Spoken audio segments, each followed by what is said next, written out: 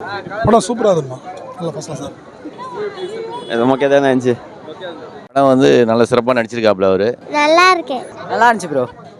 சாப் okay, second half பரவாயில்ல, climax மொக்க. சூப்பராக இருக்கு படம், செம்மையாக இருக்கு படம். சூப்பராக இருக்குது, நல்லா அருமையாக, நல்லா சென்டிமெண்ட்டில் லாஸ்ட்.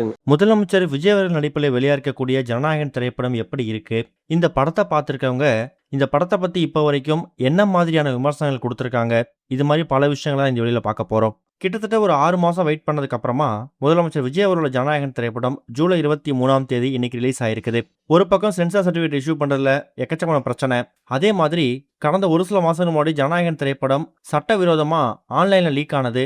இது மாதிரி பல விஷயங்கள், பல பிரச்சனைகள் இந்த திரைப்படத்துக்கு வந்துச்சு.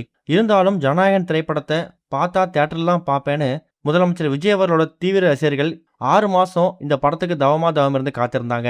இப்ப முதலமைச்சர் விஜய் அவர்கள் தேர்தலுக்கு பிறகு முதலமைச்சராக பதவியேற்றதுக்கு பிறகு பல பிரச்சனைகள் தாண்டி இப்ப இந்த திரைப்படம் திரைக்கு வரப்போகுது.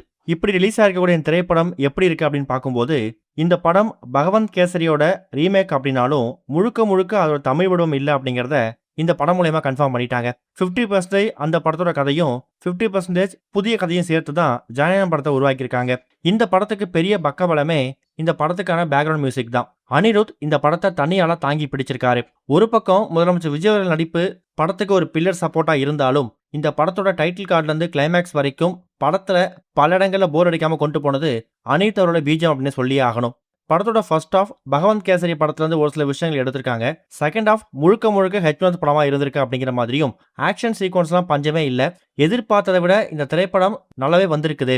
முதலமைச்சர் விஜய் ஃபேன்ஸ் மட்டும் கிடையாது, ஒட்டுமொத்த குடும்ப ஆடியன்ஸும் ஒட்டுமொத்த தமிழ் ஆடியன்ஸும் கொண்டாடக்கூடிய ஒரு படமா தான் இருக்கும் அப்படிங்கிற மாதிரி இப்போ அப்டேட் கிடைச்சிருக்குது. கூடிய சீக்கிரம் இந்த திரைப்படம் 100 கோடி ரூபாய் வசூலையும் அப்படிங்கிற மாதிரியும் எதிர்பார்க்கப்பட்டு வந்துட்டு இருக்கு. நீங்க ஜனநாயகன் திரைப்படத்தை பார்த்துட்டீங்கன்னா எப்படி இருக்கு அப்படிங்கிற கருத்துக்களை கமெண்ட்ல மென்ஷன் பண்ணுங்க. இது வரைக்கும் கனெக்டிங் டிவிக்கு சப்ஸ்கிரைப் பண்ணனா மறக்காம சப்ஸ்கிரைப் பண்ணிக்கங்க. உடனடி அப்டேட்ஸ் பெறுவதற்கு நோட்டிஃபிகேஷன் பெல்லையும் கிளிக் பண்ணிக்கங்க.